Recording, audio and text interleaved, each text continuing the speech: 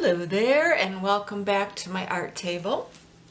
Today I'm going to show you how to do a kind of a unique texture painting that uses a couple of different types of texture. What I've got here is just a little canvas board. I primed it with some titanium white, as I always do. And then I've got just a basic piece of tissue paper, white tissue paper. Thank you, Dollar Store. And I've torn off a piece of it kind of in this shape because I want it to be just on here. You can use, of course, any shape you want. You can use more or less, whatever you're into. And then we're going to adhere it, and you can use a gel, you can use a Mod Podge. These work really great for adhering. So I think what I'm going to do is just use a matte Mod Podge. Put that on my, it's kind of like a mixed media painting a little bit that uses some mixed media, some sort of fine art principles. Often they're so interchangeable. It's kind of fun to use different textures and just see what happens, you know. So I'm going to put a nice kind of layer of that on there. Then I'm going to lay down my tissue paper to kind of hit the bottom here. And I don't really want it to be like a perfect flat. I want a little bit of crinkle, hence texture in there. So just kind of scrunch it up with your fingers. Do want to bring it down just a bit. And I suggest always, you know, tearing, I didn't quite get it to the end here, but if you tear your tissue paper, make sure it kind of goes off the edge. That way you can just trim it and you always know that you've got enough. So then what I'm going to do with this is I'm going to go back over it. A little bit of my Mod Podge on my brush and get out the bubbles. You know, there's definitely going to be some bubbles when you do this. Get those out and see if you can get it fairly flat. You can always add another layer of this. I'm going to actually go ahead and add some modeling paste with this. So with a palette knife and some of my modeling paste. I need to get some new palette knives. Mine are getting kind of gunked up. I'm going to go ahead and go over this around the seams, kind of around the bottom, because I do want it to look like it's melded in with the canvas itself and not have that obvious seam. You may want that obvious seam for whatever reason. The seam of the paper where I tore it is what I'm talking about. So I'm just going to go ahead and add a little additional texture this way. So I get a kind of a couple different texture patterns with this, and I do like to use paper sometimes. It gives you a kind of a, you know, that absorbent ground. You can go over this with a little absorbent ground, medium, and that will make it even more of a papery finish and give you more of like a watercolor-y effect on your final project when you've applied the paint. There's various ways to do that, but I definitely want to make sure I have a nice coat of each of these. And it does give you a little different effect, and that's the reason I'm doing this. You can do this painting, and I have done this painting on a large scale with just the paper, and that gives you a really interesting look. This one I'm doing just a little more texture. I do want it to adhere really well, so that modeling paste is going to give you a little additional adherence and kind of give you a fun texture all over your painting. I do have a little off my edge right there, and I'm going to worry about that later and trim that up and all of that. But I do want to make sure that it adheres. This little corner is giving me a problem. So if you kind of lay down some texture on areas that aren't, it's going to really, you know, glue it down to your surface. And so I'm going to let this dry really well, and kind of see a little bit what that looks like. Let this dry very well because I've got that, both of those textures on there, and then we'll come back and we'll put down some layers of glazes and colors and do that. So that's the first step. I'll see you in the next segment. Oh, okay, we are back, and now our textured surface has dried really well. It's been a few days. So you can kind of see there's some of the paper texture and the applied medium that we used. So I'm going to go ahead and start adding color. And the colors I'm using right now, of course you can use any colors, complementary colors. My Phthalo blue, which I love. This is a cadmium yellow light. And I've got a brilliant yellow green. This is kind of pretty. I also have a Phthalo turquoise high flow and a couple of inks. Not sure if I'm going to use the gold or not, but there's a white and a gold ink. I'm using a flat brush, small because I have a small painting, and just a small round sponge that's damp. So what I'm going to do is go ahead and mist my surface a bit, just a titch, because I don't know how much flow I really want with this. Always have your water handy, etc. I think what I'm going to go ahead and do is put down a little yellow, kind of see what I'm thinking with this. And a little bit of the green. I'm going to go ahead and just put it right on my canvas versus mixing up a glaze or anything. I might end up doing that with a little bit of glaze, because I do want this to have a nice kind of finish, sort of a translucence. So I'm going to pour a little glaze. I'm using this little recycled sealable pan for my paints.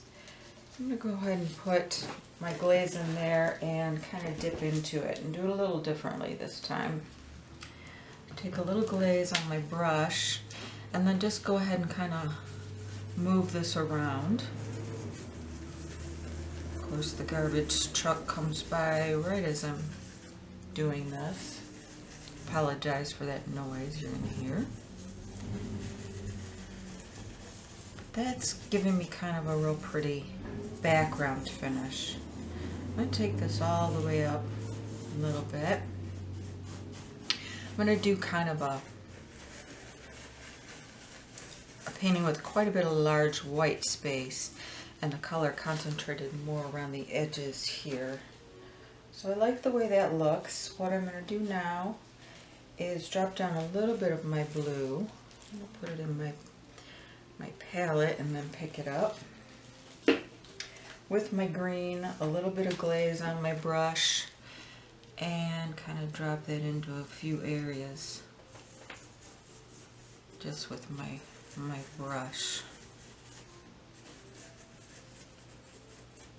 That's giving me a real green look, which is kind of what I was going after for this painting. So I might go back over it with when it's dry with blue and a glaze, just to blue it out a little bit more, because right now it's a little bit too Easter eggish for my taste.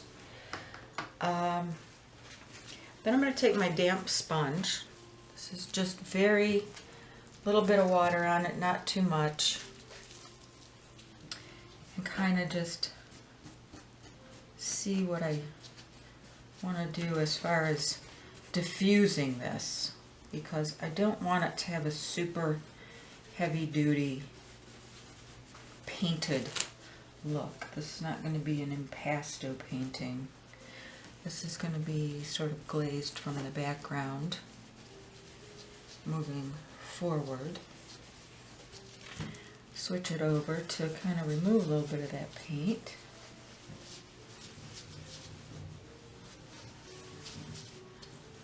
And you can do this, of course, on a larger canvas or surface. There are things to know when working large versus working small. Small, it's real easy to do a painting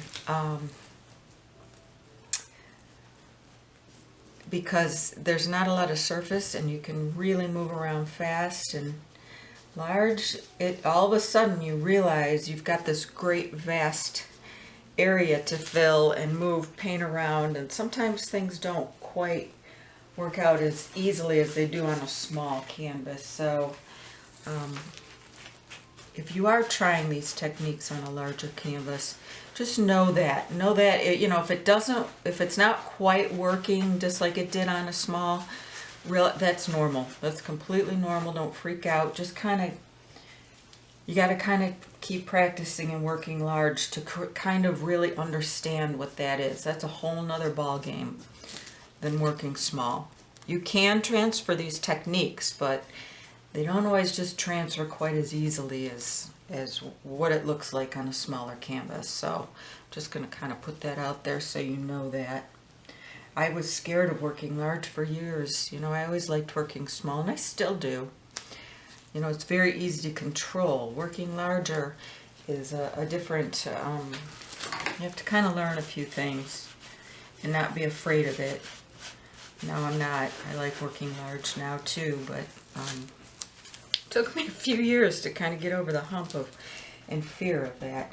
All right, so I've removed some paint, and a lot of my, you know, some artists don't do that, but I like to put paint on, remove paint, put paint on. That gives me that layered look and kind of helps me guide where I want to go with some things. Got quite a bit of that yellow on my brush still, so I'm going to pick up a little more blue, a little more glaze, just on a paper towel here. Drop that down in a couple areas, just to start getting that look.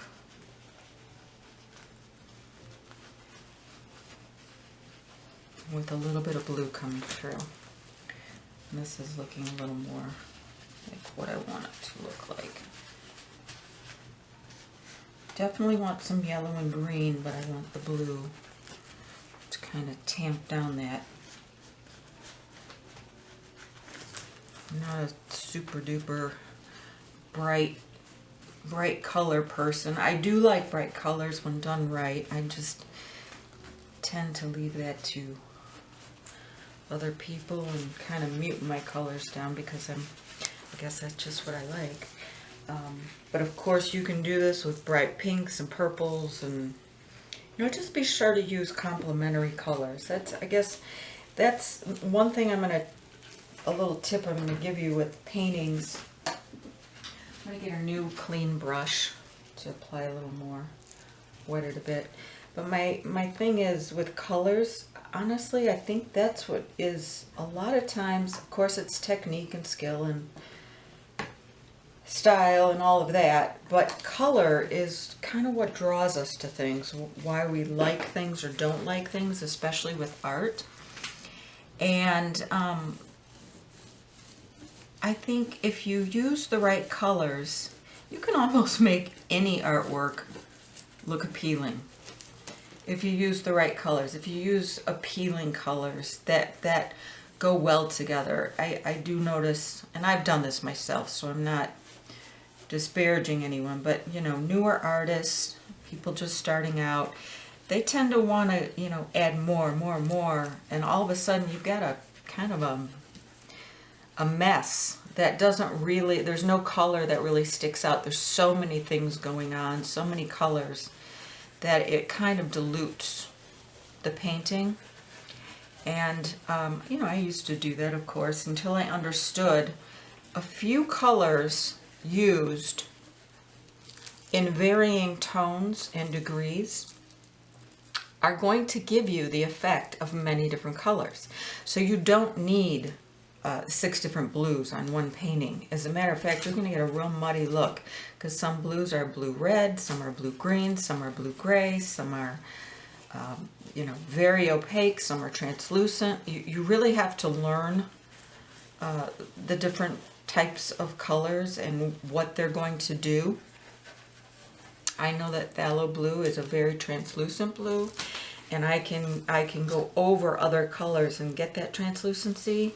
But of course the cadmiums, like this yellow, that's a very solid color. That's not going to give you that translucency. So you just kind of learn that. But you learn, if you use just a few colors in the right degrees, you're going to look like you put many colors on the canvas, but you maybe only use 2 or 3 paints. I probably don't even need this yellow green because I am using the blue and yellow, but I do kind of like the tone that gives me. But that's a very, you know, limited palette that I'm using here, and still getting varying shades all throughout the painting. So what I'm going to do is let this dry, because this is at the point where I want to let it dry, kind of see where I'm at and see where I need to move on. So that is this segment, and I will see you in the next segment. Okay, we are back. This has dried very well. And at this point, what I'm going to do, I'm going to mist it just lightly, very, very light mist. I am going to put a little of my gold ink on. This is the Liquitex gold ink that I'm using. You can use a gold paint. You can make your own alcohol ink, or, you know, mix a little with some glaze, etc. Be your own alchemist, in other words. I'm taking a dry flat brush, and I'm just going to move that around a little bit. One thing with these inks and metallics is they don't flow and move quite as well as paints do. So they grab more on the canvas. So sometimes you have to kind of understand that and work with them a little bit differently. But I just want a little bit of kind of shimmer in the background there. Just a little. I don't really want gold. I just want kind of the shimmer from it, the metallic from it. So now that I've put that down, I'm going to use some of my turquoise phthalo and drop a few pieces down. This high flow paint is high flow. As you can see, it really boogies on the canvas if you set it down, especially with some water. And uh-oh, I've got some splatters here, so that's another thing to be aware of. I probably should have laid that down on my palette and then picked it up versus right on the canvas. But if you work quickly, you can fix anything like that. And although I do like some of this sort of watercolory look, I'm going to go ahead and remove some of it. Some of it I just want sort of the background of the color. Some areas I want more of the depth of the color. So I'm going to leave this more deep over here. I don't know if you can hear that outside. We're in our monsoon season here, and I love those monsoons. They are crazy storms, pretty wild to watch, but of course it's got to kick up right when I'm filming a video. Anyway, the thunder is what I'm talking about. So I guess I removed a little more of that. I can go ahead and put down some more. I do really love working with those high flows. They're very interesting. But they have a unique life of their own, shall we say.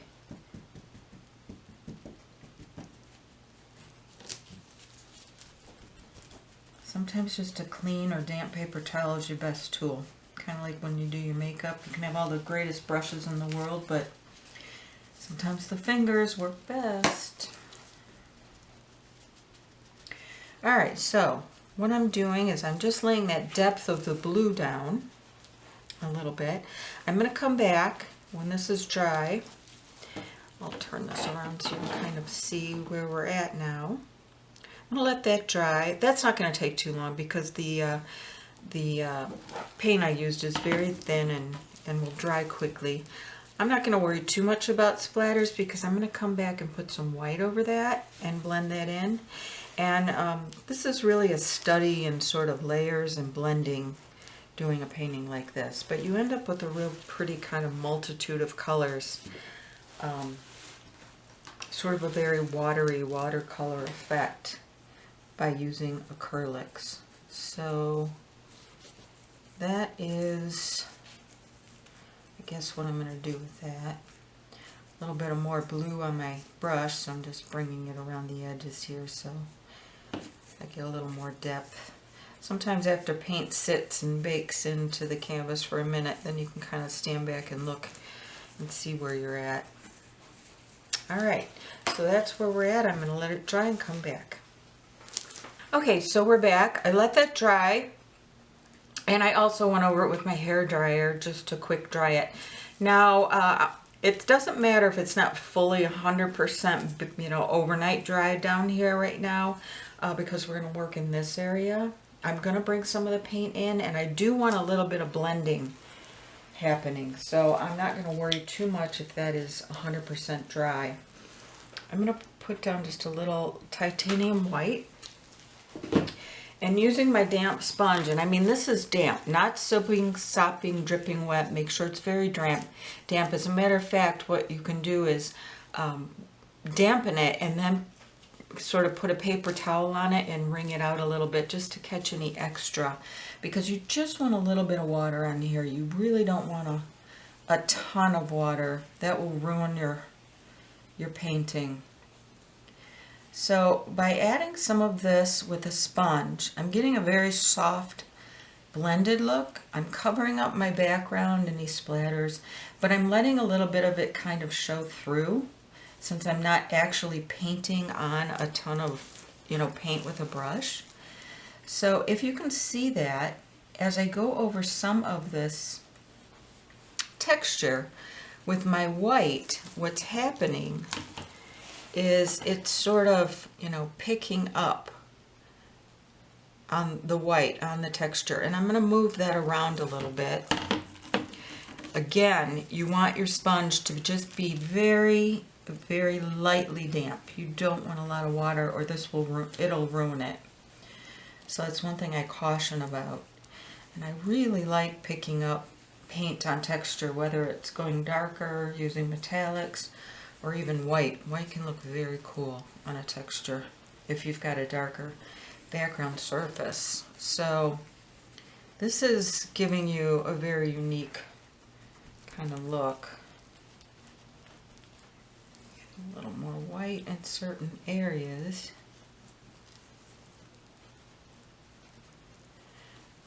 And I definitely want some of that color coming through from the background, so, you know, it's not just stark white color.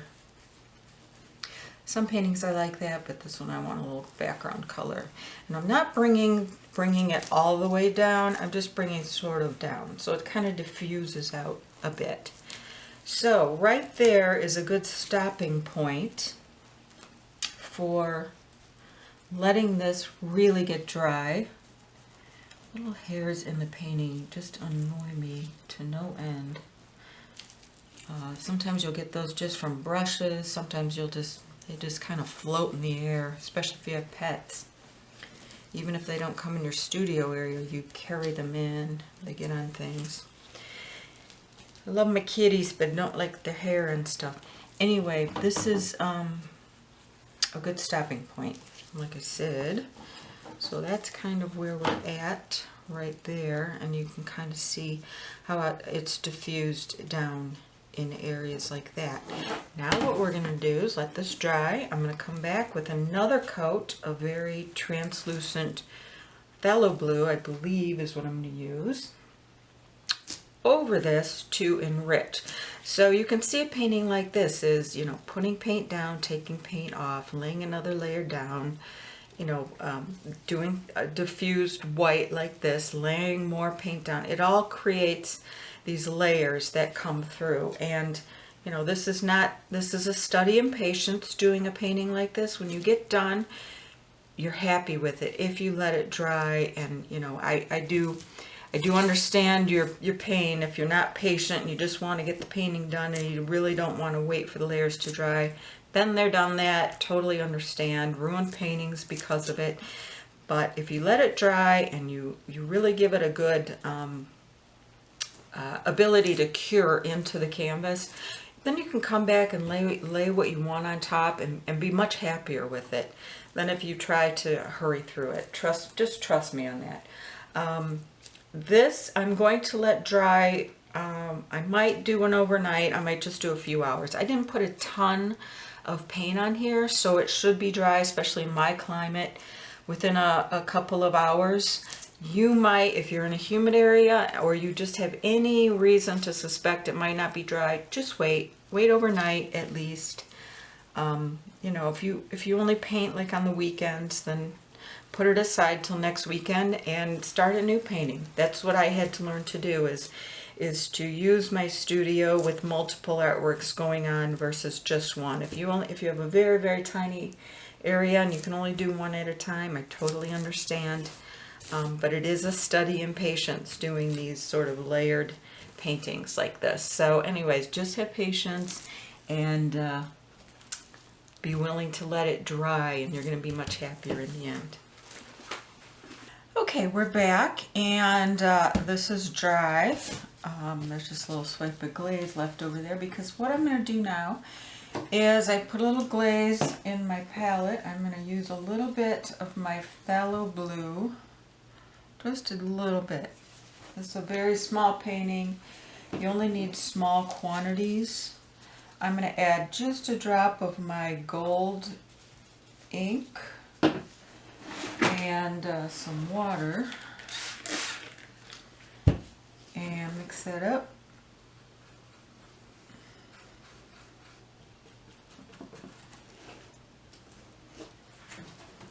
And I'm just going to come over this, maybe just a quick mist, just a bit.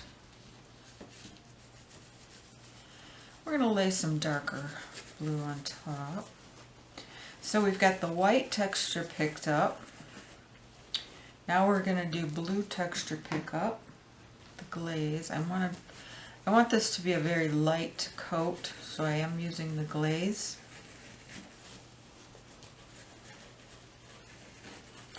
I'm laying down the color, and then I'm going to go ahead and just remove the color where I don't want it quite so much. So I'm just kind of laying it down right now. I want it to be a little more intense in a couple spots, so I add just a little more there. You can let it bake for a second and then start to remove your paint. And again, I'm using a very slightly damp sponge. It might be actually a little too wet. If you have a wet sponge, put it in paper towel, you know, absorb it out. You can always use the paper towel damp and the sponge. Again, you want it slightly damp so you're not removing and making your paints move all over. There we go. We're getting a very ethereal effect by doing this, as you can see, moving up into the white.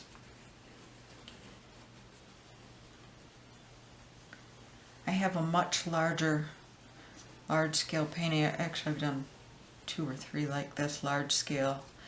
And there's one I have, it's called Dream State. If you want to check out what it looks like large scale, a different color scheme, a little more depth, more drama on it. But I've done a few like this large scale, so this looks fantastic large scale in my opinion. It looks really cool. Just adding a little more blue where I want a little more depth.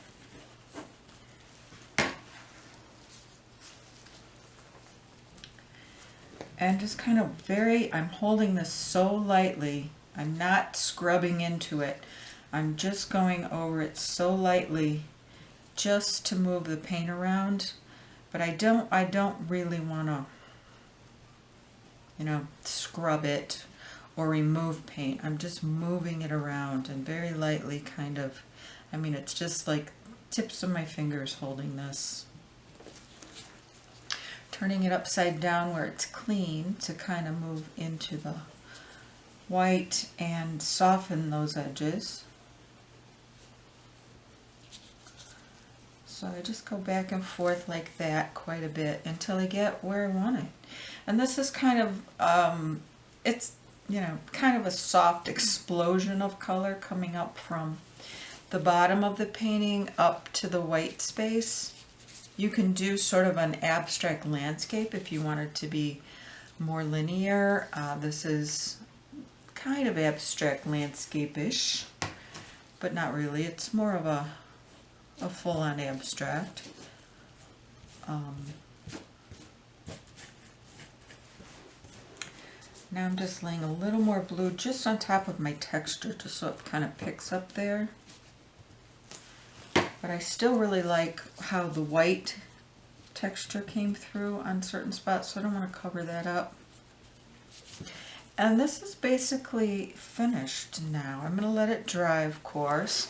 I may or may not add just a slight bit more of blue on here once it's dry, just in a couple spots with a little bit of glaze, just to add some depth. Because right now I've got the glaze and the blue, and it's kind of, it's giving me what I want, but the depth is like right there, adding that. I might come back and do that just with a little more paint than glaze. Right now I've got more glaze than paint. So I'm getting a very light translucent effect, but with a little more paint. That might be all I need right there. And I might just do that right now, actually, while I've got this. I put just a little paint on my brush here. I'm just going to dab it in a couple spots, and this is, turn my brush over and see where, yeah, that's what I'm doing. See where I'm at. And since it's kind of wet and able to move around, this is a good time to do that. So again, these brushes are very inexpensive. You can get them at the craft store. I wouldn't spend a lot on these kinds of brushes, because by doing this sort of technique, you're really scrubbing the brush. As you can see, it's kind of all coming apart. And you know, I'll probably throw this away after a few more uses, get a new one. And if you just buy the cheap sets for this type of situation, then you know, you're not going to feel bad about doing this. The higher end brushes, where you really want to spend some money, are more for brush stroke technique, different kinds of techniques versus this. This is you can even use like craft brushes or something for this, because you're not really painting with it. You're just laying down and moving the color. There we go. Now I've got some depth in some areas. And just soften it with my sponge just a bit, and I'm going to call this pretty much done. I'm going to let it dry. I'm going to go ahead and put a really nice couple of coats of glaze on here. I'm going to use probably a little more high gloss glaze in my mix, or maybe just a pure high gloss. Let's see if you can kind of see that. It's got a little gloss to it now, because that's the glaze that I used in my last coat. But you can see the real softness that you're getting by just using that sponge, a clean sponge, and moving that paint, and just very, very lightly. Okay, I'm hardly even touching the canvas, moving it around. And that way you can remove color, move color around easily without, you know, actually moving it, replacing, moving, replacing, which gets a little tedious after a while. This allows you to kind of really have a blend. Spit it out. Blend is the word that I'm looking for there. So you can get get that effect. And there are certain brushes and things that will do that. But for something like this, this little sponge works great. And a note about sponges, this works really well. I particularly like this. Just bought a whole new package of these because I only had one. I've had this thing forever. But I bought some cellulose sponges, you know, the kind you clean your sink with that you buy at the grocery store. I bought some of those. Those work really well until they don't. And what I mean by that is they will start dropping little, you know, tearing apart, especially with texture, and then leaving those little bits of sponge in your painting. And that can be incredibly frustrating. So you might, you know, you can use those for a bit. Once they start to fall apart, dump them. Really, just get a new set, because I keep doing that and reusing the sponge and reusing it and picking more and more bits out of my painting, and it's like, okay, Karen, just throw it away. It's like a couple bucks. So, but these seem to work very well with the textured painting. They don't tear up as much for some reason. I don't know, the composition or whatever. So that's kind of what I'm going to do right now. That's all I'm going to lay down. Might just finesse it just a bit and call it done. So a nice glaze on it, pop it in a pretty frame. Since this is a board and just thin, it needs a frame. And this is going to be a really nice little painting. And of course you can do this on a large scale canvas. And I'm going to be doing some large scale canvas tutorials. Those require more work, more everything. So anyway, I'm just going to work small right now for these, but I am going to do a series of large scale. So if you're interested in transferring some of these techniques large scale and really doing it right and not making too many mistakes anyways, then that might be something you'll want to check out. Okay, thank you for watching. I really appreciate it. Let me know what you think. Subscribe, comment, like it, etc., etc. Go to my site, facetimart.com, join my art lovers, art insider group, and I just send out free prints every month and some other little goodies during the month. So join that if you're so inclined. And again, thanks for watching. Okay, just a real quick little recap here.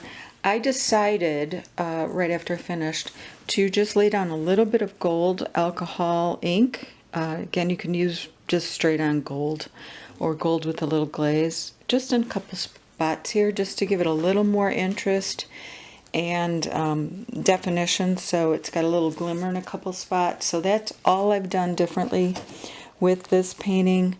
And so now I'm going to call it finished.